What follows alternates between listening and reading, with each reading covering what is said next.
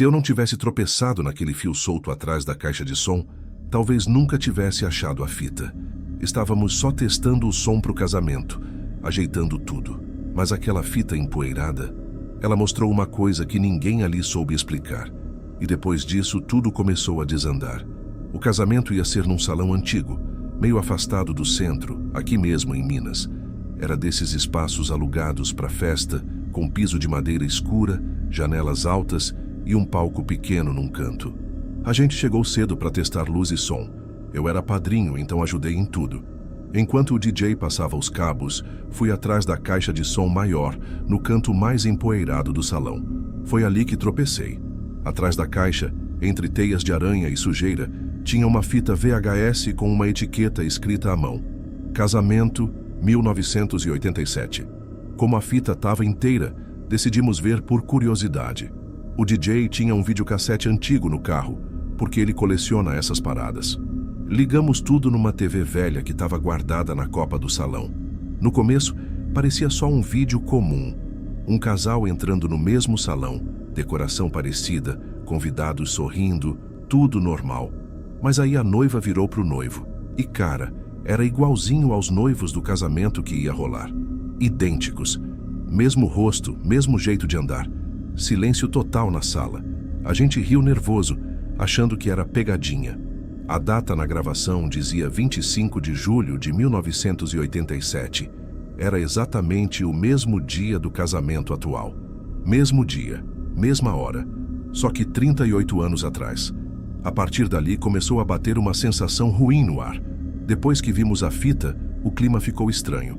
A noiva, que estava passando por ali na hora, entrou, viu a tela e ficou pálida. Ela não falou nada.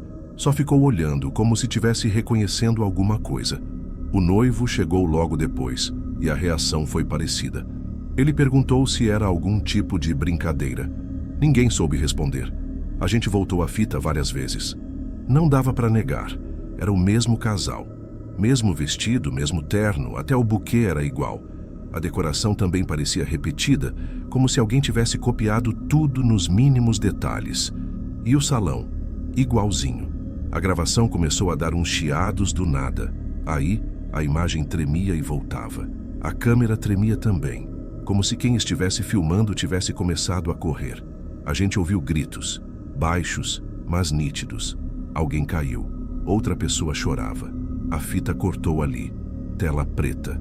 Ficamos uns segundos parados, sem saber o que falar. O noivo desligou tudo e falou que era melhor ninguém comentar sobre aquilo para não assustar os convidados. Só que o clima já estava estranho. Todo mundo começou a comentar que tinha algo errado naquele lugar. Mesmo com todo mundo desconfiado, a cerimônia aconteceu. O casal disse os votos com a voz meio trêmula.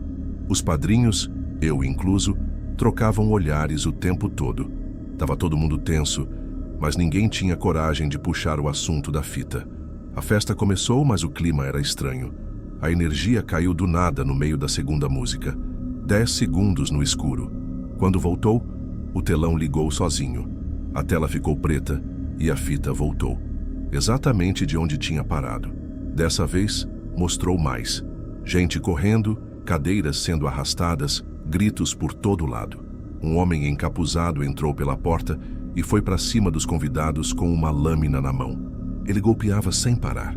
Uma mulher caiu perto da mesa do bolo, um cara tentou reagir e foi derrubado. O som da fita era seco. Sem trilha, só grito e correria.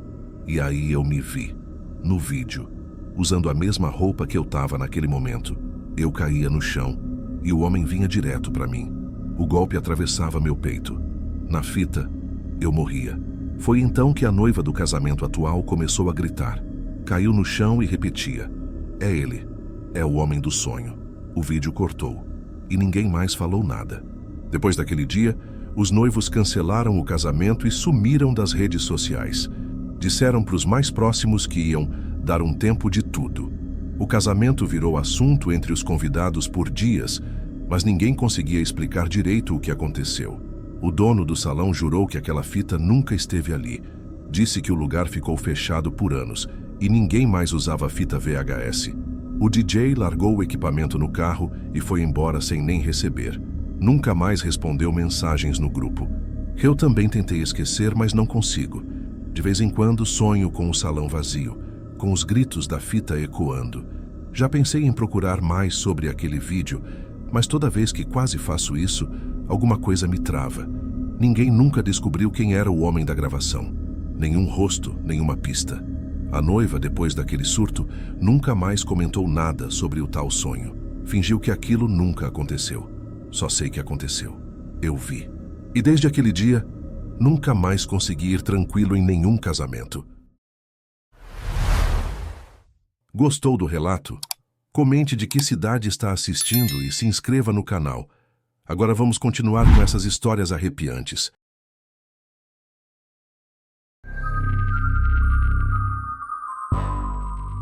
Tem gente que acha que casamento é sempre um momento de alegria, mas nem todo mundo que tá lá tá feliz com o que tá acontecendo. Às vezes, o perigo tá mais perto do que a gente imagina, e ninguém percebe até ser tarde demais. Meu nome é Leandro, tenho 27 anos. Sou de Campinas, interior de São Paulo. Trabalho com manutenção elétrica, uma vida comum, nada demais. Eu sempre fui mais na minha, mas nunca gostei de confusão. E também nunca fui de gravar vídeo ou contar história assim. Só que dessa vez, o que aconteceu não sai da minha cabeça. E se eu não contar, acho que vou enlouquecer. A história toda começou no dia do meu casamento. Eu e a Vanessa estávamos juntos fazia 4 anos. A gente se conheceu num barzinho, e desde o começo rolou uma conexão forte. Ela era decidida, inteligente, e tinha aquele jeito que me fazia sentir seguro. Passamos por muita coisa juntos. Teve perrengue, briga, reconciliação, como todo casal. Mas a gente superou. Quando decidi pedir ela em casamento, achei que era o momento certo. E ela topou na hora. Ficamos noivos por quase 1 ano, planejando tudo com calma. Meu irmão mais novo, Rafael, de 24 anos, estava sempre por perto. A gente cresceu grudado, jogava bola junto, videogame, essas coisas. Ele é mais fechado que eu, mais na dele. Sempre foi meio calado, mas eu nunca desconfiei de nada. Ele parecia feliz por mim. Tava ajudando com o casamento, foi até padrinho. E eu, inocente, achei que ele estava de boa. Só que nos dias antes da cerimônia, comecei a notar umas atitudes meio estranhas. Pequenas coisas, tipo evitar olhar na cara da Vanessa ou ficar emburrado quando a gente falava do casamento. Pensei que era só estresse ou algum problema dele. Não dei bola. Se eu tivesse prestado mais atenção, talvez as coisas tivessem sido diferentes. O casamento foi num sítio alugado na zona rural de Itatiba, que fica a uns 40 minutos de Campinas. A gente escolheu lá porque queria uma cerimônia simples, mas bonita. Nada de coisa chique demais, só com os mais próximos. O lugar era bem bonito mesmo, cercado de árvores com um gramado enorme e uma casa no fundo que servia de apoio para a cozinha, banheiros e para a noiva se arrumar. A decoração foi feita por uma amiga da Vanessa. Tinha bastante flor branca, cadeiras de madeira enfileiradas, um altar montado com tecido pendurado entre 2 árvores. Parecia tudo saído de foto de Pinterest, mas de um jeito simples, sem exagero. Tinha uma trilha de pedras levando até o altar e luzinhas penduradas nos galhos das árvores. A cerimônia ia começar no fim da tarde, então as luzes iam acender só quando escurecesse. O plano era fazer tudo no gramado, e depois o jantar seria ali mesmo com as mesas montadas ao redor. A parte de trás do sítio dava para uma área de mata fechada. Nada demais, só mato mesmo, mas deixava o lugar meio isolado. Não dava para ouvir carro passando nem nada. Era tudo muito silencioso, o que no começo achei bom. Parecia um refúgio, sabe? Mas olhando agora, aquele silêncio todo deixa qualquer coisa estranha ainda mais tensa. No dia, o clima ajudou. Não estava sol forte, mas também não choveu. Céu nublado, aquele ventinho leve passando no meio das árvores. As pessoas começaram a chegar umas 2 horas antes da cerimônia. Os padrinhos foram se ajeitando, o pessoal da comida organizando as coisas no fundo. Eu fiquei mais pela frente, conversando com os convidados. Tudo estava dentro do esperado. Até então, tudo parecia perfeito demais. No começo da tarde, quando eu estava ajudando a posicionar umas mesas, vi o Rafael sentado sozinho perto da casa principal, mexendo no celular. Chamei ele para dar uma força, mas ele só levantou devagar, sem falar nada, e veio andando devagarzinho, de cabeça baixa. Não falei nada na hora. Achei que ele só estava cansado, mas depois fiquei lembrando disso. Lá pelas 4, quando os padrinhos começaram a se arrumar, reparei que ele estava irritado. Um dos amigos meus, o Luiz, falou uma besteira qualquer e todo mundo riu. O Rafael ficou sério, encarando, como se tivesse levado para o pessoal. Até pensei que eles tinham brigado por fora, mas o Luiz disse que nem conversa direito com ele. Achei estranho, mas deixei para lá. Durante as fotos antes da cerimônia, a fotógrafa quis fazer umas imagens dos padrinhos com a Vanessa. Quando foi a vez do Rafael, ele se recusou. Só disse, não quero, e saiu andando. A Vanessa ficou desconcertada, mas também não insistiu. Depois disso, eu fui atrás dele para saber o que estava pegando. Ele estava perto da cerca dos fundos, onde começa a parte de mato. Estava fumando, olhando para o nada. Perguntei se estava tudo bem. Ele disse que estava. Só pensando, foi o que falou. A voz dele estava meio grossa, diferente, como se estivesse segurando alguma coisa por dentro. Falei para ele pegar leve, aproveitar o momento, mas ele só balançou a cabeça e disse, você vai se arrepender. Na hora, achei que era alguma piada, sei lá. Até brinquei, vou me arrepender de casar? E ele respondeu com outra pergunta, você tem certeza do que está fazendo? Fiquei sem saber o que dizer. Ele nunca foi assim, nunca falou desse jeito, e aquilo ficou na minha cabeça. Voltei para onde estavam os convidados, tentando não pensar muito, mas a sensação de que tinha alguma coisa errada começou a crescer. A cerimônia começou pontualmente, perto das 5:30. A luz do fim de tarde deixava o lugar bonito, e as cadeiras estavam quase todas ocupadas. Eu estava ali no altar, ao lado do padre, tentando respirar fundo para controlar a ansiedade. Quando a música da entrada da noiva começou, todo mundo virou para trás, e a Vanessa apareceu no caminho de pedras com o pai dela. Ela estava linda, e por um instante tudo parecia ter entrado nos eixos.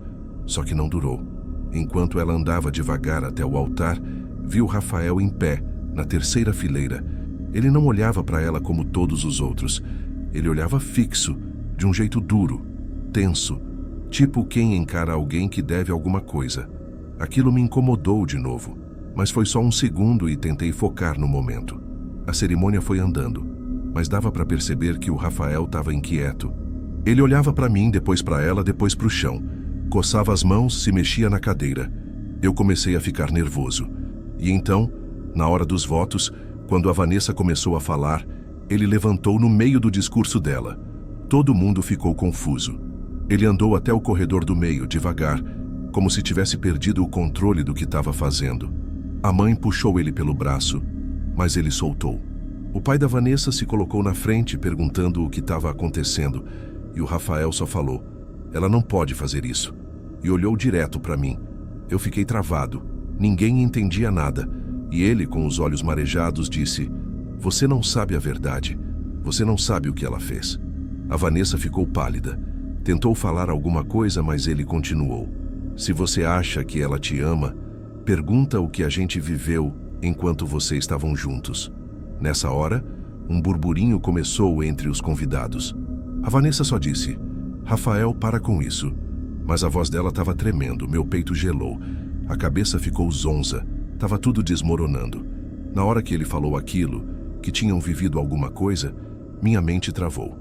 Eu olhei para Vanessa esperando uma reação, uma explicação, mas ela só abaixou a cabeça. Ficou em silêncio. E foi nesse momento que o Rafael deu um passo para trás e tirou uma faca do bolso do paletó. Foi tudo muito rápido, mas pareceu em câmera lenta para mim. Ele levantou a faca com a mão tremendo e falou alto, se ela não vai ser minha, não vai ser de ninguém. A minha mãe gritou desesperada, tentando impedir o Rafael antes que ele fizesse besteira. Um padrinho, o Marcelo, correu para cima dele e tentou segurar o braço. A faca caiu no chão, mas o Rafael se debateu, derrubou o Marcelo e ainda chutou a cadeira de uma senhora que caiu para trás. Gente começou a correr, as crianças chorando, um verdadeiro caos. A Vanessa recuou, assustada, e eu finalmente consegui me mexer. Corri até ela, puxei pelo braço e levei para trás do altar, onde tinha uma saída lateral em direção à casa de apoio. Enquanto isso, mais 2 amigos seguravam o Rafael no chão, gritando para alguém chamar a polícia. Ele ainda tentava se soltar, chorando, gritando coisas desconexas. Ela mentiu para mim. Ela disse que ia ser comigo. Ela me prometeu. Lá dentro da casa, a Vanessa estava tremendo, encostada na parede. Eu perguntei se era verdade. Ela hesitou. Olhou para mim com os olhos cheios de lágrima e só disse: "Foi antes de tudo. Eu nunca imaginei que ele fosse fazer isso." A polícia chegou uns 20 minutos depois. Levaram ele algemado, ainda gritando. O casamento, obviamente, acabou ali. As pessoas foram embora aos poucos, assustadas, olhando pra gente como se fosse um filme de terror. Mas aquilo não parecia um filme. Parecia um pesadelo. Depois daquele dia, nada voltou ao normal. A Vanessa foi embora da minha vida, claro. Tentamos conversar uma vez, mas as palavras ficaram presas no ar. Ela me contou com a voz trêmula que o que tinha rolado com o Rafael foi antes de a gente se conhecer de verdade. Foi uma coisa que ela disse que se arrependeu, que queria apagar da vida dela. Segundo ela, tinha sido um erro do passado, algo que nunca imaginou que pudesse voltar a atormentar a gente daquele jeito. Eu quis acreditar, tentei entender, mas a desconfiança ficou ali, grudada no peito. Era difícil olhar para ela do mesmo jeito depois daquela revelação. Aquela sombra do que aconteceu entre eles pesava demais. Não era só ciúmes ou raiva. Era uma mistura confusa de traição, medo e tristeza. E principalmente uma sensação de que eu tinha sido enganado. O Rafael, por outro lado, parecia obcecado. Nunca quis aceitar o fim daquela história. Para ele, a Vanessa devia ser só dele. E ver a gente juntos parecia ser uma tortura. Eu não sabia disso tudo. E acho que por isso me senti traído duplamente. Pela Vanessa e pelo meu próprio irmão. Nunca imaginei que aquela relação escondida pudesse explodir daquela forma, destruindo tudo. Minha mãe também sofreu muito com isso. Ver o filho mais novo preso e ao mesmo tempo tentar proteger o mais velho foi demais para ela. A gente ficou meio afastado, porque a casa ficou carregada de tensão. Eu me senti perdido, questionando tudo o que acreditava sobre família e amor. Até hoje, quando lembro daquela festa, sinto uma mistura de raiva, tristeza e uma vontade enorme de esquecer. Mas não dá. Tá tudo marcado em mim e acho que vai ser assim para sempre. Foi doloroso demais perder a Vanessa e o Rafael naquele dia. Perder a pessoa que eu amava e o irmão que eu cresci junto. Tudo no dia que devia ser o mais feliz da minha vida. E essa dor, essa ferida, não vai fechar tão cedo. Por isso resolvi contar essa história para vocês. Para mostrar que por trás de sorrisos e comemorações, às vezes existem segredos perigosos que ninguém quer revelar até que tudo desmorona.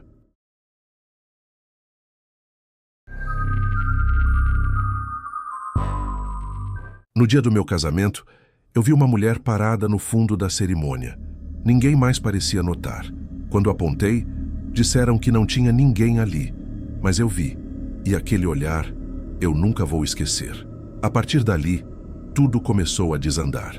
A cerimônia foi no sítio da tia do meu marido, em uma cidadezinha chamada Bom Retiro, no interior da Bahia. Lugar simples, mas bem arrumado, com flores brancas e cadeiras enfileiradas no gramado. A gente passou semanas organizando tudo. Família, amigos, comida, música. Eu estava nervosa, claro, mas animada. Me arrumei num quarto dos fundos, junto com minhas madrinhas.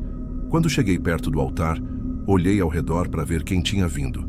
Foi aí que reparei nela. Uma mulher parada, lá no fundo. Vestido preto, cabelo preso, sem sorrir. Só me encarava. E tinha algo de errado com aquele olhar. Na hora, achei que fosse alguma parente distante dele que eu não conhecia. Mas quando comentei com uma das madrinhas, ela virou para trás e disse que não tinha ninguém ali. Fiquei sem graça, mas insisti. Apontei. Ela olhou de novo e me respondeu, meio rindo. Você tá vendo coisa. Olhei de novo. A mulher ainda estava lá. Mesma cara séria, me encarando. Durante a cerimônia tentei ignorar. Mas quando fomos assinar os papéis, olhei de novo e ela já não estava mais no mesmo lugar. Agora estava mais perto, na lateral, perto das árvores. Quando me virei de novo, sumiu. Comentei com meu marido no caminho para a recepção, mas ele achou que era estresse do dia.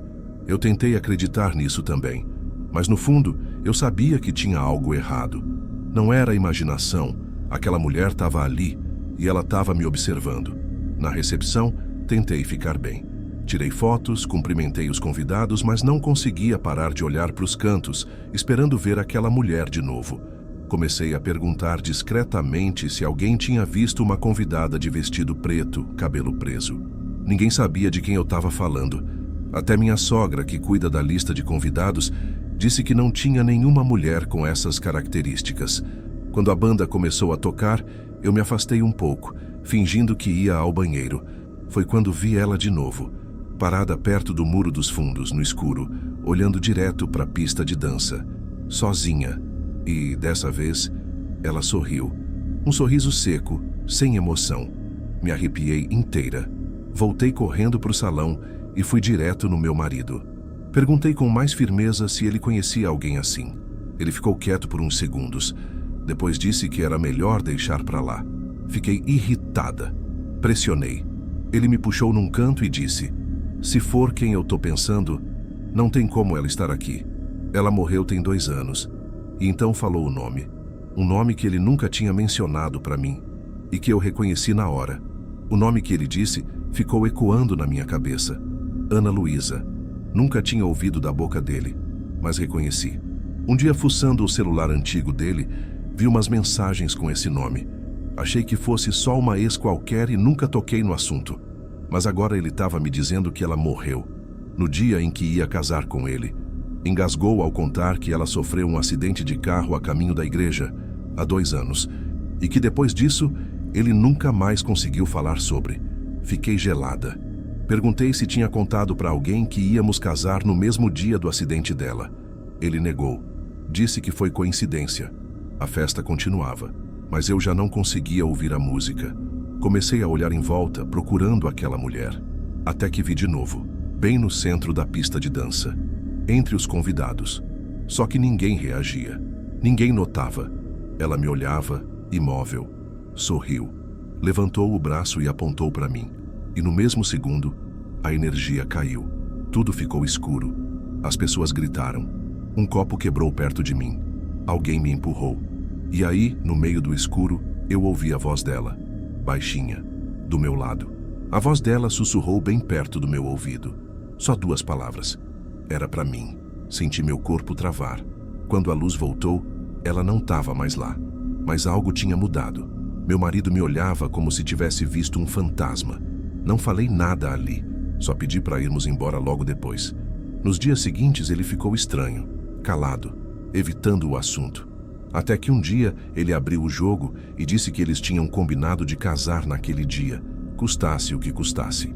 Que ele nunca quis que nada desse errado, mas que aquela data ficou marcada na cabeça dele, como uma promessa que não podia quebrar. Desde então, às vezes, acordo no meio da noite com a sensação de alguém me olhando.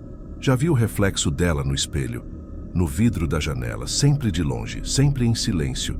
Eu sei que ela não foi embora.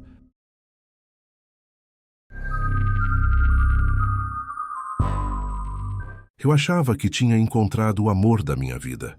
Casamos rápido, tudo parecia perfeito, mas algumas semanas depois, comecei a notar pequenos detalhes, coisas estranhas, coisas que não batiam. E foi aí que entendi. Eu não fazia ideia de quem realmente era a mulher com quem me casei. Meu nome é Lucas, tenho 32 anos, nasci em Ribeirão Preto, interior de São Paulo, mas moro na capital há quase 8 anos. Trabalho com consultoria financeira. Levo uma vida bem tranquila, sou mais reservado e nunca fui muito de sair ou me envolver com muita gente. Conheci a Juliana numa viagem de trabalho. Era uma confraternização da empresa num hotel em Campos do Jordão. Ela não trabalhava comigo, mas estava hospedada lá com umas amigas. A gente acabou se esbarrando no bar do saguão. Literalmente. Eu derrubei sem querer um pouco do meu drink na bolsa dela. Pedi desculpas, ela riu, puxamos papo e foi. A gente se deu bem rápido. Ela era divertida, falava bem, tinha aquele tipo de carisma que chama a atenção, mas ao mesmo tempo era discreta. Não gostava muito de redes sociais, dizia que já tinha passado por uns problemas e preferia manter a privacidade. Eu achei até admirável, confesso. Depois daquela noite continuamos nos falando. Em menos de 3 meses estávamos morando juntos. Com 6 meses casamos. Sim, foi rápido. Todo mundo dizia isso. Mas quando você está apaixonado, não quer perder tempo. A gente fez um casamento simples, só civil, e uma festa pequena para os amigos mais próximos. Ela dizia que tinha família em Minas, mas que era distante deles, que não tinha contato com os pais, que cresceu com uma tia que já tinha falecido. Nunca quis aprofundar esse assunto. Eu respeitei. Não era do tipo que ficava fuçando o passado dos outros. Na época, tudo parecia normal. Mas hoje, olhando para trás, tem umas coisas que não fazem o menor sentido. E talvez se eu tivesse prestado atenção desde o começo, nada disso teria acontecido. Depois do casamento, a gente se mudou para um apartamento no bairro do Morumbi. Era um lugar legal, não muito grande, mas moderno. 2 quartos, sala com varanda, cozinha americana. Tinha uma vibe de recomeço, sabe? Tudo novo, móveis planejados, aquela sensação de vida começando. Nos primeiros dias, era tudo perfeito. A Juliana era carinhosa. Fazia café para mim de manhã, deixava bilhetinhos com frases bonitinhas. Ela trabalhava como freelancer de design, segundo o que tinha me contado. Passava a maior parte do tempo no computador. Às vezes, eu saía e ela ficava horas na frente da tela. Eu não questionava muito, confiava nela. Só que, com o tempo, comecei a reparar umas coisas meio estranhas. Nada gritante, mas pequenos detalhes. Primeiro, ela nunca deixava o celular por perto. Sempre no silencioso, com a tela virada para baixo. E sempre trancado com senha, mesmo dentro de casa. Ela também evitava ao máximo qualquer conversa sobre o passado. Sempre que eu perguntava sobre infância, amigos antigos, ex-relacionamentos, ela desviava, mudava de assunto ou só soltava um "prefiro não falar disso". Achei que fosse trauma, alguma coisa mais pesada, então deixei para lá. E tinha também o lance das redes sociais. Ela não tinha Instagram, nem Facebook, nem nada. Dizia que já tinha tido, mas excluiu tudo por causa de uma perseguição antiga. Na época achei até razoável, mas hoje me arrependo de não ter perguntado mais. A rotina em casa era calma até demais. Ela era sempre sorridente, tranquila, mas ao mesmo tempo, parecia que havia um esforço para manter tudo sob controle, como se tivesse medo de algo sair do script. E isso começou a me incomodar. Não era nada concreto, mas eu sentia que tinha alguma coisa ali, alguma coisa que não se encaixava direito. A primeira coisa mais concreta que me chamou a atenção foi um dia em que eu cheguei mais cedo do trabalho. Avisei que sairia antes, mas acho que ela não viu a mensagem. Quando abri a porta, ela estava no escritório, com um fone no ouvido, falando baixo no telefone. Assim que me viu, se atrapalhou, desligou na hora e fingiu que estava escutando música. Eu perguntei com quem falava e ela soltou um "Ah, era spam, número desconhecido". Achei estranho, mas deixei passar. Depois disso, comecei a reparar mais. Tinha vezes que ela saía sem dizer para onde ia. Dizia que ia resolver umas coisas. Voltava com umas sacolas, mas nada que fizesse muito sentido. Uma vez voltou dizendo que tinha ido comprar presente para uma amiga, mas deixou a sacola aberta e só tinha uma nécessaire e um carregador portátil. Eu nem sabia que ela ainda falava com alguém, já que ela nunca recebia visitas, nem saía com ninguém. Outro dia, mexendo no armário do banheiro atrás de um remédio, achei uma caixinha com documentos antigos dela. Era tipo um porta-passaporte e alguns papéis.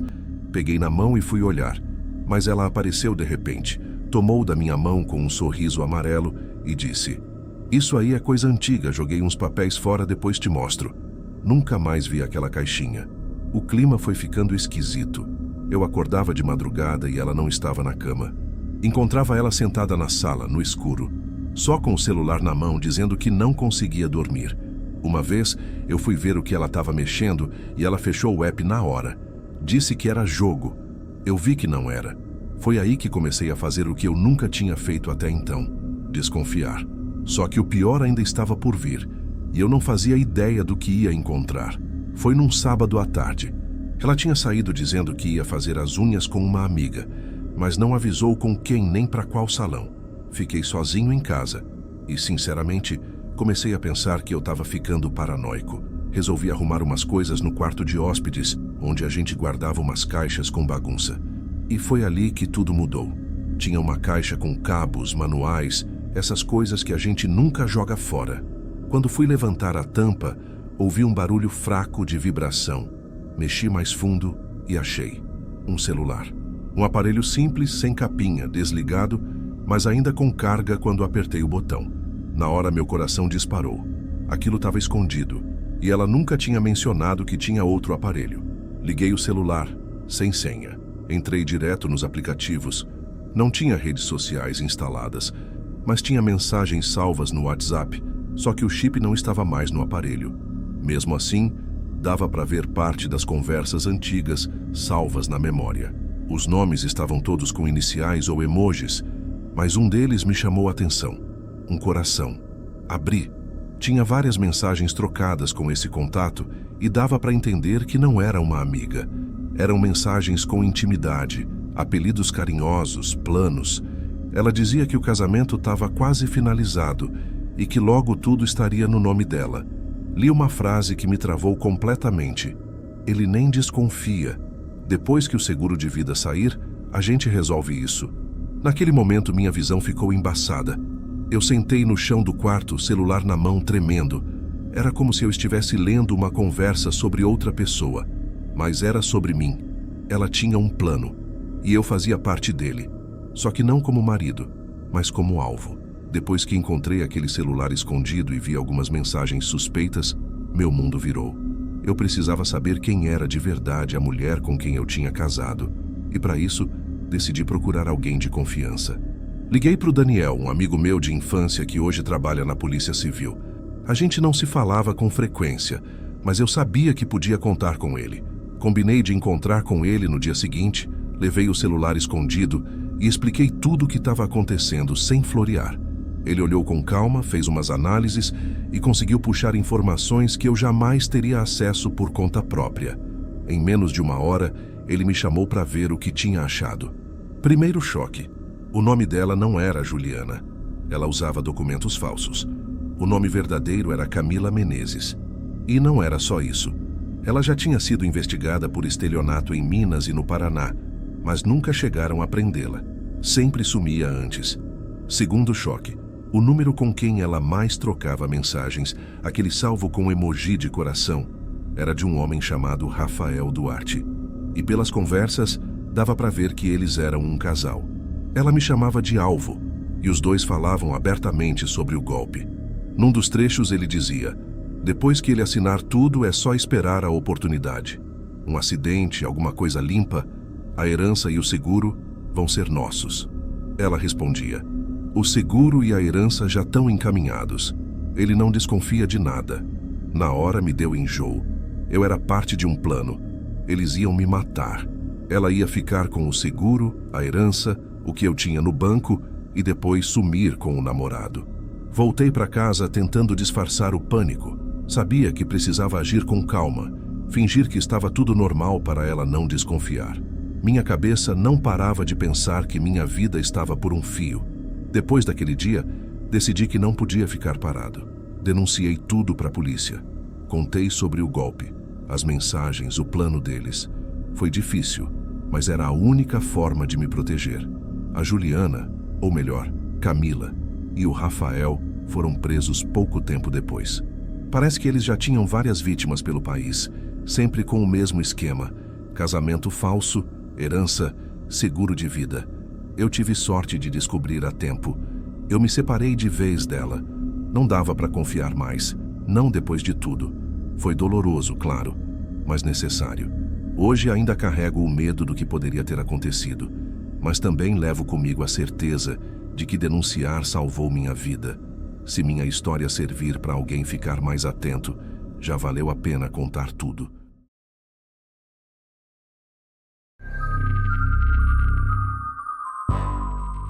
Se eu soubesse no que estava me metendo, nunca teria aceitado casar com o Daniel. A família dele sempre foi meio esquisita, mas eu achava que era só coisa da minha cabeça. No dia do casamento, percebi que aquilo não era uma cerimônia normal. O casamento seria na casa dos avós do Daniel, numa zona rural do interior de Goiás. A casa era antiga, enorme, cheia de móveis pesados, cortinas grossas e retratos antigos nas paredes. Chegamos 2 dias antes da cerimônia, e desde o primeiro momento, eu me senti observada. Os parentes dele falavam baixo, se olhavam de canto, pareciam sempre cochichar algo. Ninguém me tratava mal, mas havia uma tensão no ar. As mulheres da família evitavam contato comigo.